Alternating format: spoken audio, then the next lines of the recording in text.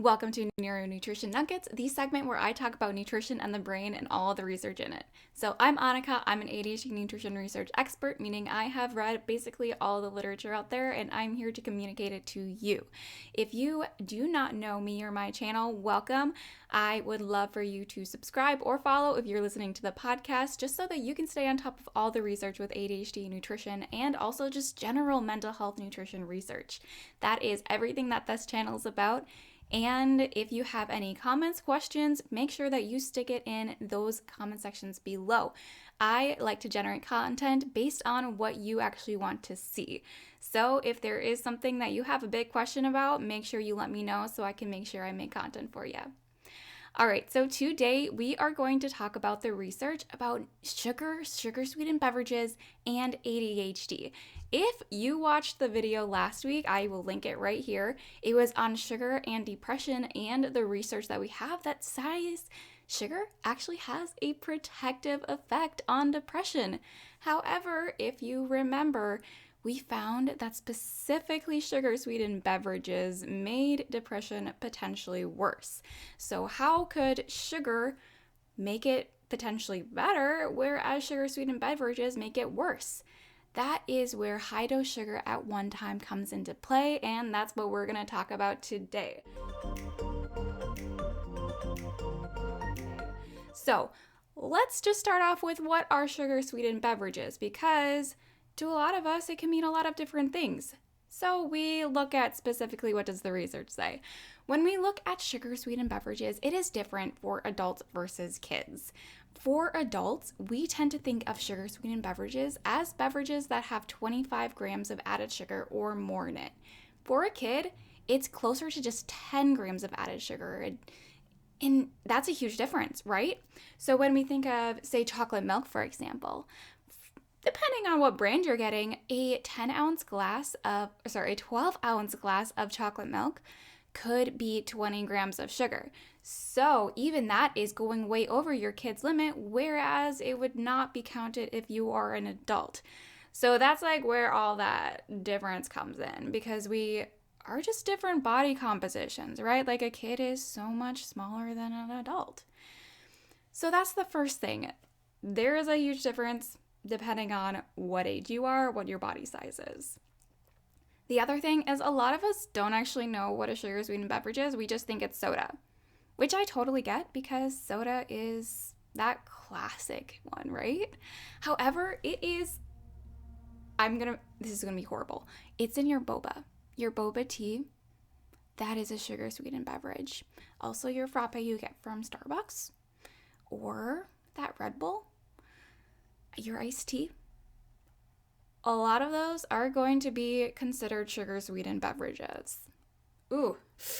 So considering all of that information, I want you to take a quick, just check in with yourself. How many of these am I drinking a day? If you are drinking even just one a day, honestly, I kind of recommend scaling back, and I will be telling you exactly why as I get into the research. If you have more than one a day, maybe we should just scale back a little bit to just one a day, right? Figure out where you're at, and then we can go from there. But why do we want to scale back on our sugar-sweetened beverages? Because honestly, they taste absolutely amazing. The bad news is that they can make a lot of our mental health conditions worse. And today, we are going to talk about ADHD and how it makes ADHD specifically worse. So, let's get into it. So if you remember from last week, we talked about how high-dose sugar at one time specifically is the culprit, and that is exactly what sugar-sweetened beverages are. So the issue of sugar is very complex because a lot of people vilify it in the news, the social media in general. We consider it to be that big bad guy, and in reality, it's not. It can be used as a therapeutic tool, and I even use it as a tool to just help me with my focus or with whenever my brain fog is acting up. Sugar is a great resource.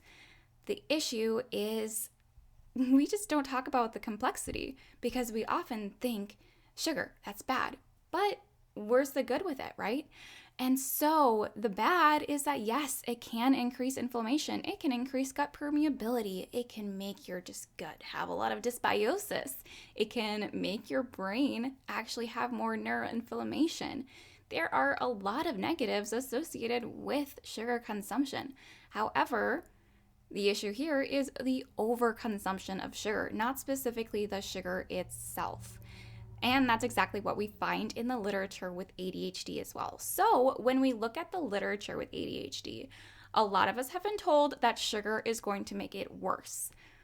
And I'm going to just tell you right now that that's not what the research suggests. What the research suggests is that the people with ADHD just in general consume more sugar. That is the connection. So ADHD and sugar is connected only by diagnosis.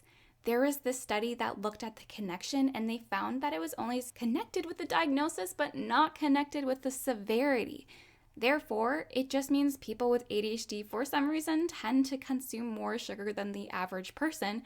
However, that consumption, that added consumption, does not translate to an increase in ADHD symptoms. However, this meta-analysis that looked at all of that research with ADHD and sugar over the years, again, they found the same thing. It's not associated with severity. However, sugar-sweetened beverages are associated with ADHD severity. So why is this exactly? So we have about 3 different theories for what's going on, and I'm going to quick break those down for you. So the first is that sugar-sweetened beverages, they can push the sugar into our system extremely fast, into our bloodstream, which then can release a lot of dopamine in our brain so much more quicker than other forms of sugar and other forms of food. And so this then could lead to decreases in dopamine receptor function. That is something that we see in specifically rodent studies.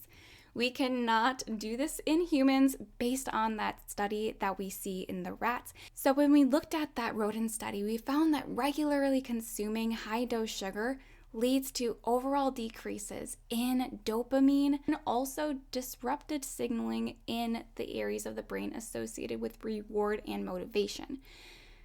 Again, it's not necessarily sugar that's doing this, it's the overconsumption of sugar that's doing that. So that is one theory. The second theory is that the sugar consumed in sugar-sweetened beverages tends to be just over the dietary recommendations, which is, for an adult consuming about 2,000 calories a day, is about 25 to 50 grams. Like we talked about, a lot of these sugar-sweetened beverages have a lot more sugar than the general guidelines say. So not only are we likely overconsuming sugar just by drinking one of these every day, we are likely overconsuming sugar in general because a lot of our food has a lot of added sugar. It is a very difficult thing to know, though, if you don't regularly look at your labels. And I know for a lot of people, even myself, that can be a hard thing or could be a trigger, because if you are watching this, if you have ADHD, you probably do, we are at a higher risk for a eating disorder, whether that's bulimia, anorexia, or binging. And so it can be kind of hard for a lot of us. If there is a partner in your life who could look at the labels for you and just have a general understanding of where your added sugar is coming in, that might be helpful. But again, you just need to figure out what is going to work for you. All right, and then the last theory here is that consuming a lot of calories at one time negatively impacts dopamine receptors, according to, well, a lot of research. However, we don't have anything about high-dose sugar specifically, but it would make sense that if we are over-consuming calories, and that could lead to disruptions in our dopamine receptors, then high-dose sugar, which is, again, over-consuming of the calories that we are requiring, that could negatively impact the dopamine receptors as well. Because to just break down, what does sugar do to our brain? When we consume high-dose sugar at one time, in that rodent study that we look at, we see spikes of dopamine. And so when we have spikes of dopamine, that then if we have them consistently, we can actually have decreases in the sensitivity to dopamine because our body starts to normalize. It starts to think and expect that increase in dopamine so that it can regulate our body's responses, because honestly, our body wants to make sure that it is taking care of us, right? Our bodies are so intelligent. And so when there is something that is happening consistently in our brains, it wants to regulate that to make sure it doesn't harm us in the long run. However, it sometimes doesn't work in our favor because, let's be real, when in human existence have we had such access to an overconsumption of added sugars before? Like, our bodies, they probably don't exactly know what's going on. So, yeah. So those are the 3 areas and 3 theories that just indicate like what could be potentially going on. Like, why is the sugar consumption not associated with ADHD severity, but the added sugar consumption through specifically sugar-sweetened beverages is? Those are the theories. So, considering all of that, wouldn't it be super cool if we could do a study that proved sugar-sweetened beverages make ADHD worse? Yeah, that'd be super cool, but that's not what we can do because that is unethical. So what we can do is see if we can take out sugar-sweetened beverages to improve the ADHD symptoms. And in 2024, we finally got a preliminary study on this, and so I'm going to quick break it down for you to understand.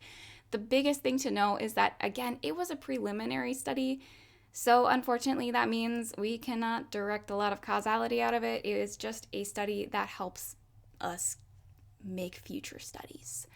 So this study only had 3 children, which again, like I said, not a lot of people, so we can't make a lot of inferences. But the really exciting thing here was when they gave the psychoeducation to the mothers specifically, and then they asked them to decrease their children's consumption of these sugar-sweetened beverages, we found that every single kid, they decreased their symptoms from frequently on all 3 measures that they measured. So they measured hyperactivity, impulsivity, and also inattention. These were self-reported by the mothers and the teachers. So they decreased it from frequently on all of those measures to rarely. That's a huge difference. Another thing to understand with these is that the kids were having a lot of added sugars through the sugar-sweetened beverages. So for example, the first kid, they decreased their consumption of sugar tea drinks from 5 to 8 a day to just 1 to 2 a day. That is a huge number of added sugars. The same thing with the chocolate milk for kid number 2. They had about 2 liters of chocolate milk a day. Like, that's a lot of chocolate milk. I don't even know a lot of adults who drink that much. But then they decreased it to about 700 milliliters a day. And that, again, was found to decrease from frequent on all measures to rarely on all measures. If you're curious about what the range was, they had it from never, rarely, occasionally, frequently, and then always. So that 5-scale Likert scale. That's an amazing thing. Obviously, there's a lot of confounding variables. There's a lot of expectation effects going on. So both the teacher and the parent knew what was going on and were expecting to see decreases in behavior based on that psychoeducation. However, it's still a really interesting preliminary study, and it just gives us some reason for us even to decrease our sugar-sweetened beverage consumption. So altogether, what does this mean for you? Honestly, I would recommend doing a trial for yourself. Or if this is for your kid, doing a trial for your kid of reducing sugar-sweetened beverages. And honestly, report back to me if you did that. I'd love to hear how it went. I did this for myself. It took a long time. I weaned myself off like over a couple of months. So first I started with getting rid of all my sodas, transitioning to the like LaCroix, bubbly, whatever. And then I reduced my consumption of Oh, gosh, this one was really hard. Getting off of the coffees from coffee shops. They have so much added sugar, y'all. So much added sugar. But it just tastes really good. And yeah, so I transitioned to just black coffee. I'm currently off of coffee. Sometimes I'll have it on the weekends, right? And I will have some of these different drinks still, just like maybe once a week to once every 2 weeks. Yeah, I'm on black coffee, and then I transitioned to not really drinking coffee at all because it was interfering with my anxiety. So, yeah. And then the last one that I tried to get off of was alcohol.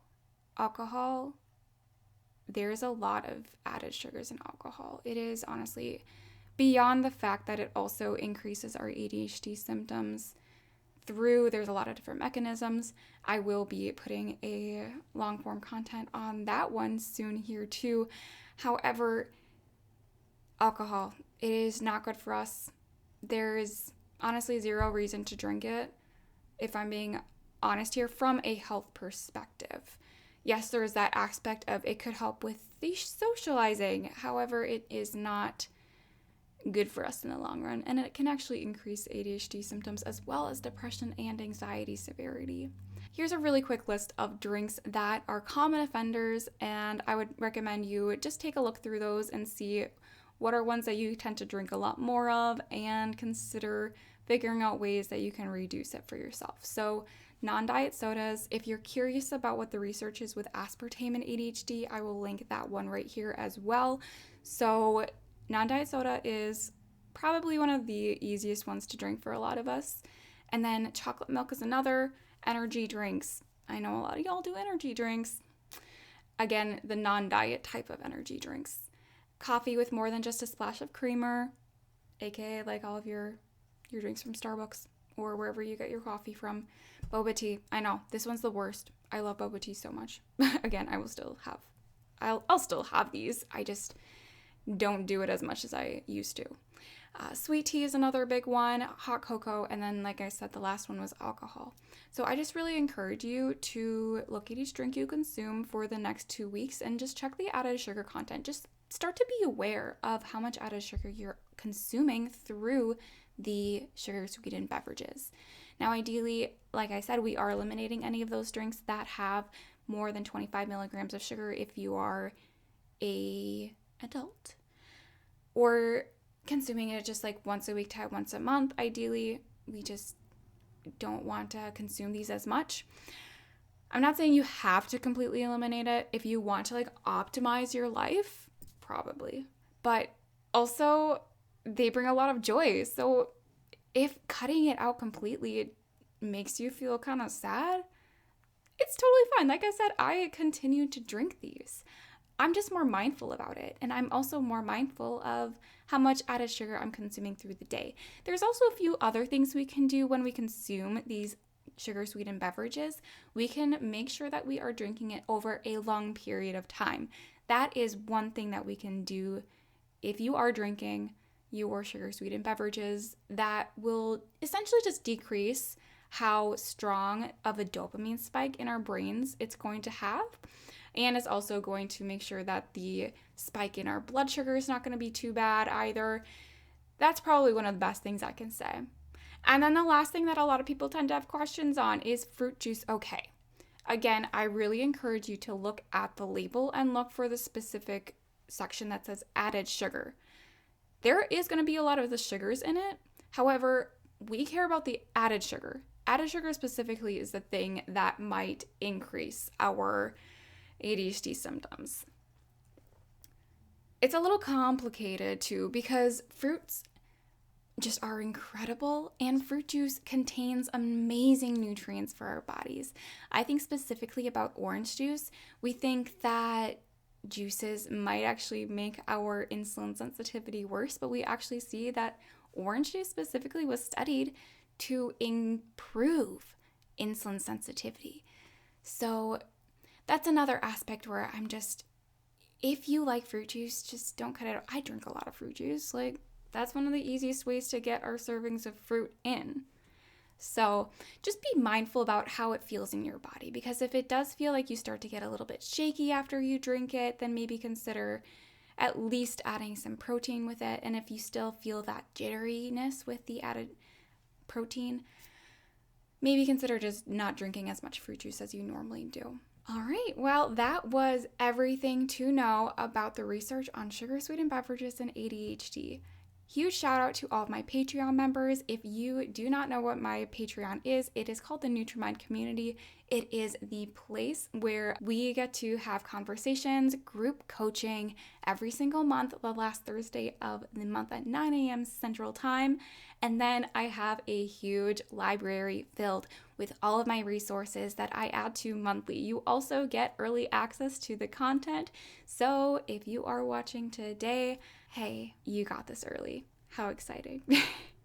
Also, isn't this so fun? I just got this new camera and I feel like the quality is so much better for obvious reasons because it's a camera and not my webcam. So we are leveling up. All right. Well, again, I really appreciate every single one of my Patreon members. I am excited to see you join. It's for $13 a month and you just get access to an amazing amount of things. And I don't know. I love talking to y'all. So again, leave a comment if you have ever gotten rid of sugar-sweetened beverages or reduced them, and how has it impacted you, your mental health, your ADHD. Again, for me, it's been really, really helpful. So, and I will see y'all next time. Okay,